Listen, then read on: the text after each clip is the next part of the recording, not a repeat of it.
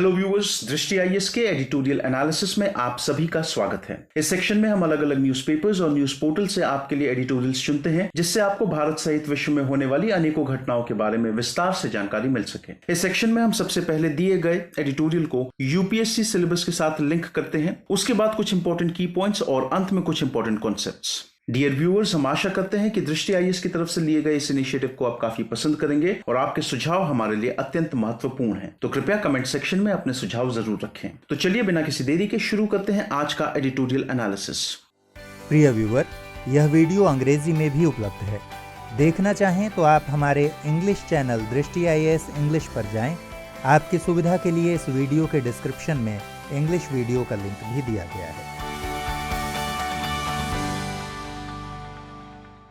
आज का एडिटोरियल हमने द इंडियन एक्सप्रेस न्यूज़पेपर से लिया है, जो 7 अक्टूबर 2020 को प्रकाशित हुआ है। आज के एडिटोरियल का शीर्षक है स्पिरिट ऑफ म्यूचुअलिटी। इस एडिटोरियल में हम लोग देखेंगे कि जीएसटी परिषद में जारी गतिरोध को दूर करने के लिए केंद्र को सभी राज्यों को विश्वास में लेना चाहिए। राजनीति ठीक है, लेकिन अर्थशास्त्र भी उतना ही महत्वपूर्ण है। यदि इस एडिटोरियल को हम समराइज करें तो हम इस एडिटोरियल में देखेंगे जो हाल ही में जीएसटी परिषद की मीटिंग 5 अक्टूबर 2020 को हुई है और केंद्र सरकार और कुछ राज्य सरकार के बीच में कंपनसेशन को लेकर के, मुआवजे को लेकर के जो गतिरोध बना हुआ है, उसके संदर्भ में हम लोग देखेंगे। यदि आज के एडिटोरियल को हम लोग अपने यूपीएससी सिलेबस के साथ लिंक करें तो हम उसे जीएस पेपर 3, जिसमें economic development, biodiversity, environment, technology इत्यादि सब्जेक्ट्स आते हैं, उससे जोड़कर देख सकते हैं। आज के एडिटोरियल के कुछ प्रमुख बिंदु: राज्यों के संरक्षित राजस्व में कमी के लिए उन्हें मुआवजा देने के मुद्दे पर जीएसटी परिषद में जारी गतिरोध 5 अक्टूबर को संपन्न हुई परिषद की 42वीं बैठक में भी दूर नहीं हो सका। यहाँ पे बात हो रही है कि जो संरक्षित राजस्व में जो कमी आई है राज्यों के, उसको मुआवजा देने का एक प्रावधान है, वो मुआवजा केंद्र सरकार प्रदान करती है। और 5 अक्टूबर को परिषद की जो मीटिंग खत्म हुई है, उसमें जो गतिरोध बना हुआ है उसको अभी तक हल नहीं किया जा पाया है। प्रतीत होता है कि केंद्र और राज्यों के बीच मतभेद राजनीतिक कारणों से अधिक हैं। जहां भाजपा और उसके अन्य सहयोगी दलों द्वारा शासित राज्य केंद्र द्वारा प्रस्तावित 2 विकल्पों में से एक के चयन के लिए तैयार हैं, लेकिन विपक्षी दलों द्वारा शासित राज्य केंद्र द्वारा प्रस्तुत पूरे फॉर्मूले से ही विरोध रखते हैं। यहाँ देखने वाली बात यह भी है कि राज्यों और केंद्र के बीच में जो मतभेद चल रहा है वो राजनीतिक कारणों से ज्यादा है। देखिए, केंद्र सरकार ने 2 विकल्प प्रस्तुत किए हैं राज्यों के सामने कंपनसेशन को लेकर के। जो भाजपा द्वारा शासित राज्य हैं और भाजपा के जो एलाइज हैं, उनके द्वारा शासित जो राज्य हैं, वो 2 में से एक ऑप्शन को मानने को तैयार हैं। लेकिन 10 ऐसे स्टेट हैं जो ऑपोजिशन दल जो हैं उनके अंडर आते हैं, वो पूरे तरीके से किसी भी ऑप्शन को मानने के फेवर में नहीं है। यह दुर्भाग्यपूर्ण है, जबकि जीएसटी परिषद को लंबे समय से सहकारी संघवाद की भावना के उदाहरण के रूप में देखा जा रहा है और एनडीए सरकार इसके प्रति प्रतिबद्धता भी व्यक्त करती रही है। यहाँ पे ये समझना है कि जीएसटी परिषद एक लंबे समय से एक सहकारी संघवाद की भावना का बहुत अच्छा उदाहरण हमारे सामने प्रस्तुत कर रहा है। यदि हम लोग जीएसटी काउंसिल के बारे में बात करें तो जीएसटी काउंसिल एक कॉन्स्टिट्यूशनल बॉडी है जो आर्टिकल 279A के तहत आती है। जीएसटी काउंसिल का काम है रिकमेंडेशंस देना यूनियन को, राज्य सरकारों को जीएसटी से जुड़े मुद्दों पर।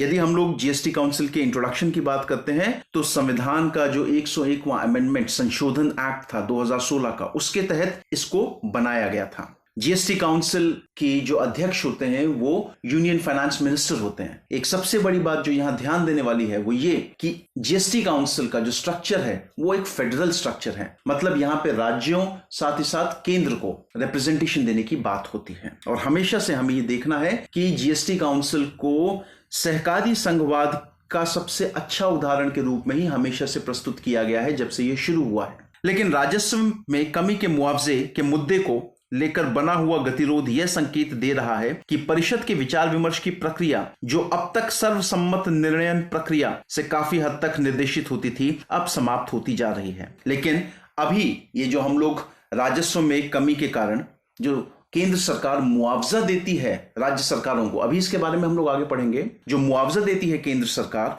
उसको लेकर के जो गतिरोध बना हुआ है, उसको देख करके हम ये कह सकते हैं कि पहले जो परिषद के निर्णय होते थे वो पूर्ण रूप से सर्वसम्मत विचार विमर्श लेकर के किए जाते थे। लेकिन अब ऐसा प्रतीत हो रहा है कि ये समाप्त होता जा रहा है धीरे धीरे। अब जरा हम लोग बात कर लेते हैं कि भाई जो आपका इशू है वो है क्या। थोड़ा सा जरा रेवेन्यू डेटा क्या है भाई, जो पूरा का पूरा जीएसटी का रेवेन्यू है उसके संदर्भ में थोड़ा सा डेटा है हमारे पास अवेलेबल, उसको देख लेते हैं। देखिए, केंद्र सरकार ने ये एस्टिमेट किया है कि भाई इस साल जो सेस कलेक्शन होता है, जो केंद्र सरकार सेस कलेक्शन करती है कंपनसेशन देने के लिए, उसमें लगभग 2.35 लाख करोड़ की गिरावट आएगी। जबकि जो पूरा कंपनसेशन होगा, जो राज्यों को कंपनसेशन दिया जाना है, वो लगभग 3 लाख करोड़ के आसपास होगा। ऐसा कहा जा रहा है केंद्र सरकार के द्वारा कि ये जो पूरी कमी आई है वो उसमें से 97,000 करोड़ जो है वो ही केवल जीएसटी के इंप्लीमेंटेशन की वजह से आए हैं। बाकी की ये जो गिरावट आई है 3 लाख करोड़ में, इसको हम लोग बोल सकते हैं कि जो हम लोगों ने देखा एक बोझ, इकोनॉमिक स्ट्रेस पड़ा है पैंडेमिक सिचुएशन के टाइम पे, लॉकडाउन के दौरान, उसकी वजह से बाकी का नुकसान हुआ है। जो जीएसटी की वजह से नुकसान वो केवल 97,000 करोड़ का था। अपनी पिछली मीटिंग में राज्यों को 2 ऑप्शंस दिए गए थे केंद्र सरकार द्वारा। पहला ऑप्शन ये था कि भाई जो केंद्र सरकार है वो रिजर्व बैंक ऑफ इंडिया के साथ बातचीत करके एक ऐसी विंडो क्रिएट करेगी जहां पे 97,000 करोड़ का लोन वो राज्यों को दिया जाएगा। इस 97,000 करोड़ का पूरा पेमेंट, चाहे हम लोग मूल रकम की बात करें, चाहे हम लोग ब्याज रकम की बात करें, वो पूरा का पूरा पेमेंट केंद्र सरकार द्वारा किया जाएगा अपने सेस कलेक्शन से। साथ ही साथ जो दूसरा ऑप्शन दिया गया था वो ये कि यहां पे राज्य जो है वो पूरा का पूरा जो उनका नुकसान हो रहा है, वो लगभग 2.35 करोड़ का जो नुकसान है वो पूरा का पूरा बोरो कर सकते हैं आरबीआई से। लेकिन इस केस में जो राज्य हैं उनको पूरा मूल साथ ही साथ ब्याज दोनों का दोनों राज्यों को यहां पे देना पड़ेगा। पहले वाले केस में जो सेस कलेक्शन होगा उससे केंद्र सरकार देगी, लेकिन दूसरे वाले केस में हम लोग देख रहे हैं कि यहां पे ये जो पूरा पेमेंट होगा, चाहे वो मूल हो चाहे वो ब्याज, वो दोनों के दोनों राज्य सरकारों को करना पड़ेगा। अब थोड़ा इशू को समझते हैं अच्छे से कि ये इशू है क्या। देखिए, जीएसटी को इंप्लीमेंट करवाया गया 2017 में। अब जीएसटी की अगर हम लोग बात करें तो जीएसटी के इंट्रोड्यूस होने की वजह से हुआ ये कि भाई जो इनडायरेक्ट टैक्सेशन था कई सारी गुड्स और सर्विसेज का, वो ओरिजिन बेस्ड से लेकर के डेस्टिनेशन बेस्ड हो गया। अब ओरिजिन बेस्ड मतलब जहां पे गुड्स और सर्विस जो है वो प्रोड्यूस हुई है, और डेस्टिनेशन स्टेट जहां पे उसका इस्तेमाल किया जा रहा है। तो ये पूरा का पूरा जो इनडायरेक्ट टैक्सेशन था ये बदल सा गया। अब इस बदलाव के कारण कई राज्यों ने ऐसा कहा कि भाई एक रिस्क की सिचुएशन अराइव होती है रेवेन्यू को लेकर के, एक अनसर्टेनिटी सी बनी रहेगी रेवेन्यू को लेकर के। जो राज्यों का ये कंसर्न था उसको पार्लियामेंट में पूरी तरीके से संबोधित किया गया और कुछ संशोधन लाए गए, और उन्हीं संशोधनों के अंतर्गत एक ऐसा लॉ लाया गया जिससे राज्यों को अगले 5 साल, देखिए 5 साल मतलब 2017 से 2022, जीएसटी का इंट्रोडक्शन 1 जुलाई 2017 में हुआ था, तो अगले 5 सालों के लिए राज्यों को कंपनसेशन दिया जाएगा यदि किसी राज्य को जीएसटी के कारण रेवेन्यू का नुकसान होता है। GST compensation to states act, उसको इनैक्ट किया गया 2017 में जीएसटी काउंसिल के रिकमेंडेशन पर। अब ये जो जीएसटी कंपनसेशन स्टेट्स एक्ट है ये कहता है कि भाई हर राज्य की जो एनुअल ग्रोथ है जीएसटी रेवेन्यू को लेकर के वो 14% होना चाहिए, और साथ ही साथ ये भी कहा गया कि यदि किसी राज्य में जो जीएसटी रेवेन्यू की ग्रोथ है यदि वह 14% से कम है तो ऐसे केस में जितना रेवेन्यू का नुकसान उस राज्य को हुआ है उसकी भरपाई केंद्र सरकार करेगी अंडर जीएसटी कंपनसेशन ग्रांट। अब ये जीएसटी कंपनसेशन ग्रांट किसकी वजह से आई? जीएसटी कंपनसेशन ग्रांट जो है वो GST compensation to states act 2017 की वजह से आई। लेकिन अब यहां पे सबसे बड़ा जो सवाल है वो ये है कि केंद्र सरकार के पास ये पैसा जो ग्रांट आएगी वो कैसे आएगी। तो देखिए, केंद्र सरकार क्या करता है कि भाई जीएसटी कंपनसेशन सेस लगाता है कुछ लग्जरी प्रोडक्ट्स पर और कुछ सिन गुड्स, मतलब सिगरेट हो गई, तंबाकू बेस्ड प्रोडक्ट हो गए, गुटखा हो गया, पान मसाला हो गया, इन सबको हम लोग सिन गुड्स की कैटेगरी में। और लग्जरी की अगर हम लोग बात करते हैं तो जैसे कई सारे बहुत महंगे व्हीकल्स आते हैं उनका संदर्भ हम लोग यहाँ पे ले सकते हैं। तो केंद्र सरकार क्या करती है कि एक जीएसटी कंपनसेशन सेस लगाती है लग्जरी आइटम पे और कुछ सिन गुड्स के ऊपर, और वहीं से जो पैसा आता है उसको कंपनसेशन फंड में डाला जाता है और वहीं से अलग अलग राज्यों को ये कंपनसेशन मुहैया कराए जाते हैं। अब जो कंपनसेशन दिया गया है अभी तक राज्यों को, 2018-19 में केंद्र सरकार ने 81,141 करोड़ का मुआवजा जो है वो राज्य सरकारों को दिया। 2019-20 में यह मुआवजा बढ़ करके 1.65 लाख करोड़ हो गया। अब यहां पे ये जो 1.65 लाख करोड़ हुआ, आप देख सकते हैं कि पिछले साल की तुलना में ये जस्ट डबल था। एक यहां पे इंफॉर्मेशन जो बहुत जरूरी है उसको समझिए जरा। 2019-20 में जो जीएसटी का ग्रॉस कलेक्शन था वो मात्र 4% बढ़ा पिछले साल की तुलना में। मतलब 2018-19 में जो जीएसटी का ग्रॉस कलेक्शन था उसमें केवल 4% की बढ़ोतरी हम लोगों ने देखी 2019-2020 वित्तीय वर्ष में।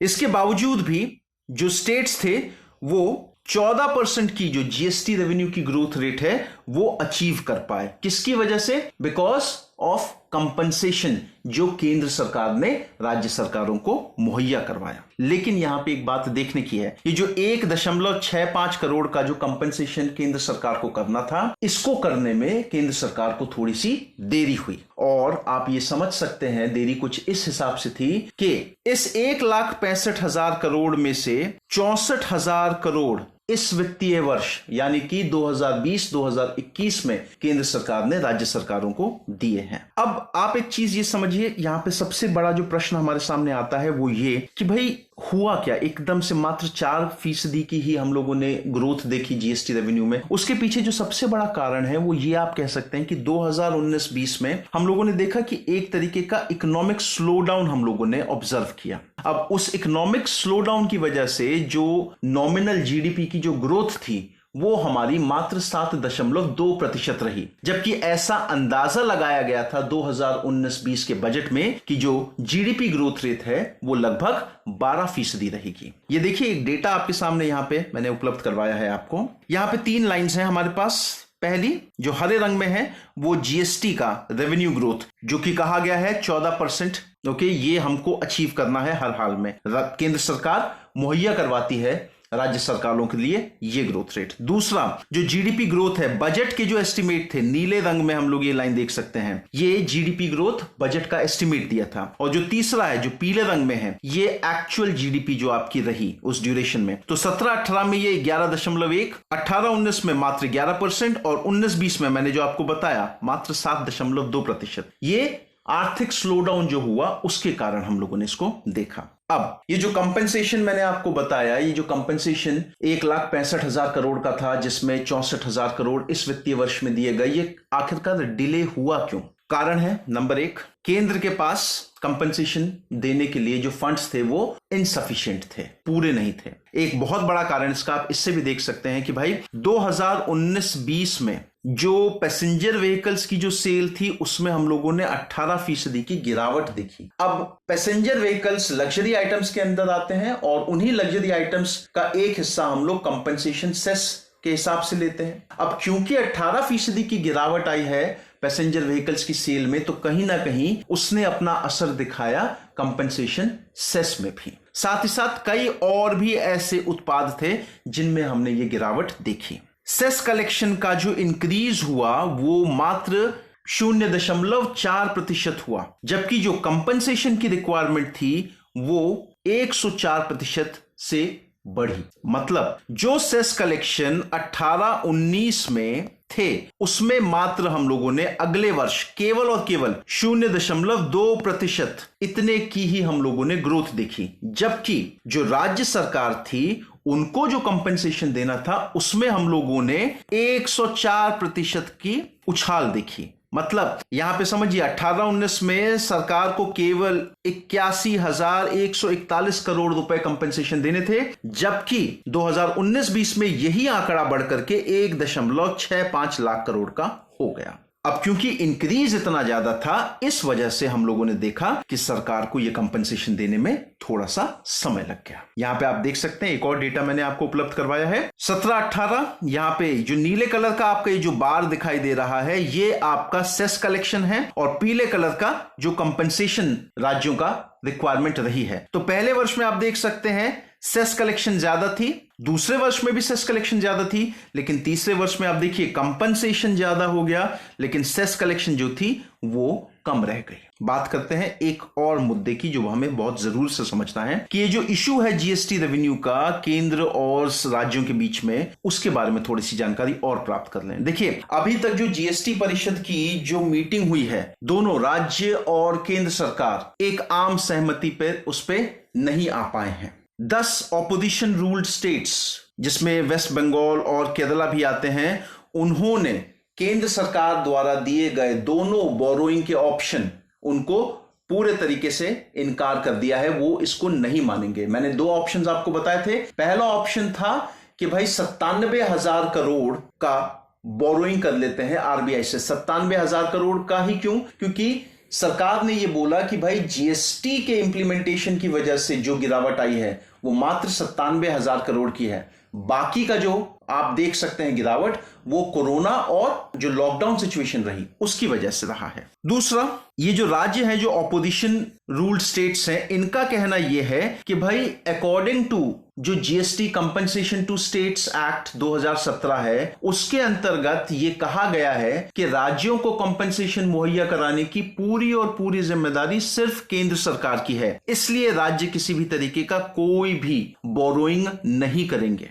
ऐसा कहा जा रहा है कि भाई जो डिसीजन है वो अगली मीटिंग में लिया जा सकता है। लेकिन यहां पे आप एक बात समझिए, हमें थोड़ा गौर करने की जरूरत है। अभी क्योंकि एक प्रावधान बना हुआ है कि जीएसटी इंप्लीमेंटेशन के 5 साल तक केंद्र सरकार जो है वो राज्य सरकारों को मदद करेगी, उनका यदि जीएसटी रेवेन्यू 14% से ऊपर की ग्रोथ नहीं दिखाता है। इस समय हम लोग ये सिचुएशन देख रहे हैं कि इतनी खराब चल रही है सिचुएशन। आने वाले समय में अगले वित्त वर्ष के लिए हम लोग उम्मीद कर सकते हैं कि ये जो नंबर्स हैं ये और ज्यादा होंगे। हमें यह सोचना है कि 2022 में जब ये जो समय सीमा है, जब ये खत्म हो जाएगी, उस समय राज्य किस तरीके से मैनेज करेंगे। ऐसा हम लोग देख सकते हैं भाई 2019-20 तक के डेटा जो हमारे पास उपलब्ध हैं, कुछ राज्यों को, खासतौर से नॉर्थ ईस्ट के जो राज्य हैं, यदि उनको छोड़ दिया जाए, बाकी सभी राज्यों का जो कंपनसेशन मुआवजे की जो रिक्वायरमेंट है वो 2 से 3 गुना बढ़ी है। अब जून 2022 में जब ये प्रावधान खत्म हो जाएगा और ये सारे राज्य जो कंपनसेशन फंड के ऊपर निर्भर हैं, ये किस तरीके से मैनेज करेंगे, ये एक देखने और सोचने वाली बात है। कुछ चिंताएं जो इस मामले से जुड़ी हुई हैं। यदि 12 अक्टूबर को परिषद की अगली बैठक में भी एक स्वीकार्य समाधान नहीं निकलता है, तो फिर इसका अर्थ होगा कि इस विषय पर परिषद मतदान के लिए आगे बढ़ेगा। देखिए, यदि कोई सर्वसम्मति से फैसला नहीं आता है तो फिर होगा यह कि जीएसटी परिषद में वोटिंग होगी। वोटिंग का नियम यह है कि भाई वोटिंग के लिए कम से कम 3/4 मेजॉरिटी चाहिए। यह मतदान यदि राजनीतिक विचारधारा के आधार पर होगा तो इससे केंद्र और राज्यों के बीच की खाई और गहरी होगी, जबकि संघीय राज्य व्यवस्था में ऐसी महत्वपूर्ण समझौता वार्ताएं भविष्य में अधिकाधिक कठिन होती जाएंगी। देखिए, समझना यह है, यदि मतदान हुआ तो मतदान कहीं ना कहीं राजनीतिक विचारधारा के आधार पर होगा। अब इससे होगा क्या कि जो केंद्र और जो राज्य हैं उनके बीच में जो एक खाई है वो और गहरी होती जाएगी, जबकि हम बात जानते हैं कि संघीय राज्य व्यवस्था में सबसे जरूरी होता है समझौता वार्ताएं। अब अगर ये वोटिंग की सिचुएशन से हम लोग फैसले पे आएंगे, तब ये जो सिचुएशन है ये और बिगड़ सकती है। केंद्र द्वारा एक अधिक सुलहकारी दृष्टिकोण से आगे बढ़ने के लिए अभी भी देर नहीं हुई है। यहां पे केंद्र को कोशिश करनी चाहिए कि वो और बेहतर, एक और अच्छा सुलहकारी दृष्टिकोण जो है वो राज्यों के सामने प्रस्तुत करें। यह समाधान राजनीतिक और आर्थिक दोनों ही रूपों में प्राप्त किया जाना चाहिए। एक संघीय राज्य व्यवस्था में निर्णय प्रक्रिया भारी बहुमत की शक्ति से थोपे जाने के बजाय सर्वसम्मत प्रकृति की होनी चाहिए। देखिए, हमेशा इस चीज का ध्यान रखिए, भले ही आपके पास बहुमत है लेकिन फैसले हमेशा सर्वसम्मति से होने चाहिए। इसके साथ ही एक ऐसे समय जब राज्य कोरोना महामारी से जूझ रहे हैं, संसाधनों की पर्याप्त उपलब्धता को लेकर केंद्र द्वारा उन्हें आश्वस्त किया जाना चाहिए। सबसे बड़ी जो हमारे सामने इस समय समस्या है वो है कोरोना की। इसमें सबको एक दूसरे के साथ मिल करके काम करना होगा। ये था आज का एडिटोरियल एनालिसिस। इससे संबंधित जो प्रश्न है आप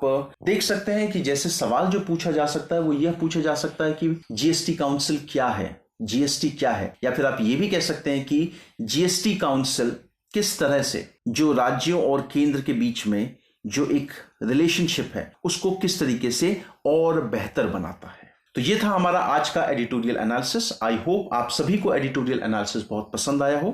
धन्यवाद।